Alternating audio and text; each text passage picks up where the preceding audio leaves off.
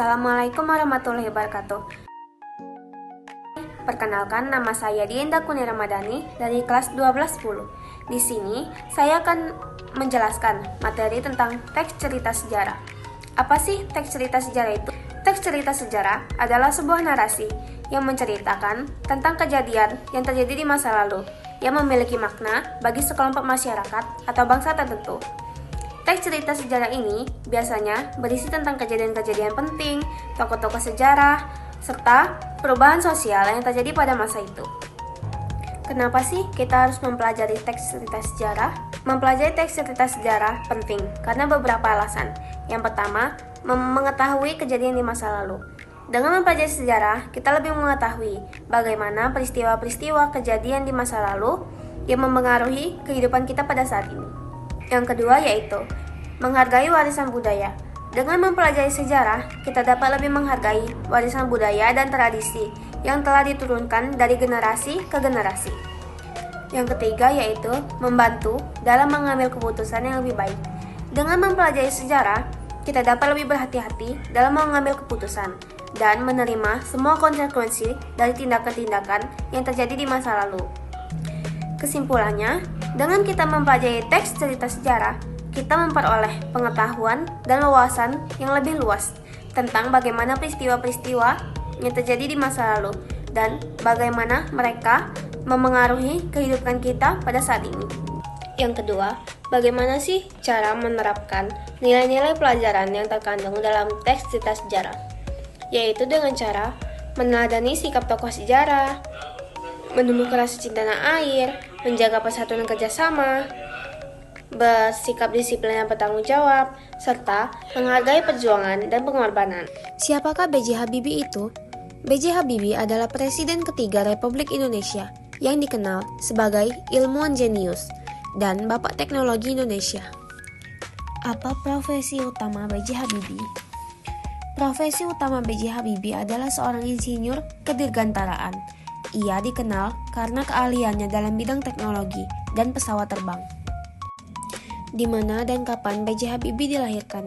B.J. Habibie dilahirkan di Parepare, Sulawesi Selatan pada tanggal 25 Juni 1936. Kapan dan di mana B.J. Habibie wafat?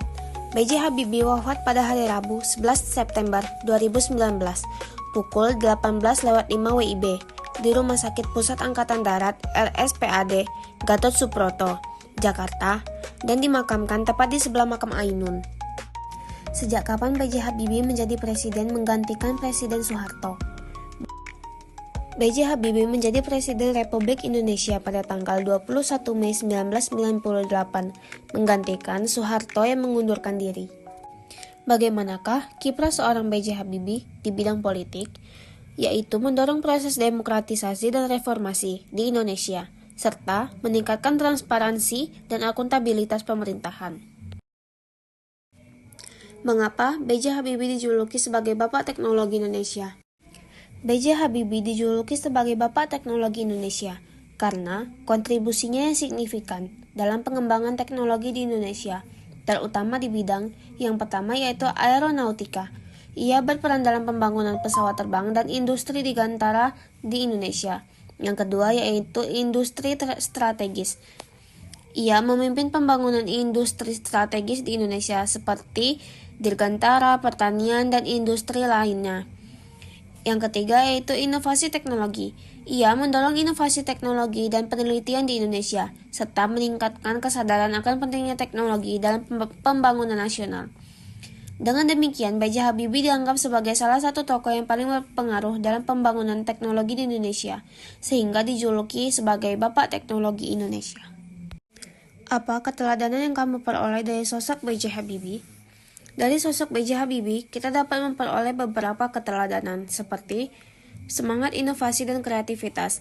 B.J. Habibie dikenal sebagai seorang yang memiliki semangat inovasi dan kreativitas yang tinggi, terutama di bidang teknologi. Yang kedua yaitu ketekunan dan kerja keras. Ia memiliki ketekunan dan kerja keras yang luar biasa dalam mencapai tujuannya. Yang ketiga, kepemimpinan yang visioner. B.J. Habibie memiliki visi yang jelas dan kepemimpinan yang kuat dalam mengembangkan teknologi dan industri di Indonesia. Yang keempat yaitu komitmen terhadap pendidikan. Ia memiliki komitmen yang kuat terhadap pendidikan dan pengembangan sumber daya manusia. Dari Sulawesi ke dunia. Di sebuah kota kecil di Sulawesi, Parepare, lahirlah seorang anak laki-laki yang kelak menjadi salah satu tokoh paling berpengaruh di Indonesia. Namanya adalah Bachruddin Yusuf Habibie, atau yang lebih dikenal sebagai B.J. Habibie. Sejak kecil, B.J. Habibie sudah menunjukkan minat yang besar terhadap ilmu pengetahuan dan teknologi. Dengan semangat dan ketekunan yang luar biasa, B.J. Habibie melanjutkan pendidikan ke Institut Teknologi Bandung, ITB, di mana ia menemukan passionnya dalam bidang aeronautika. Setelah menyelesaikan studinya, ia melanjutkan ke Jerman untuk memperdalam ilmunya.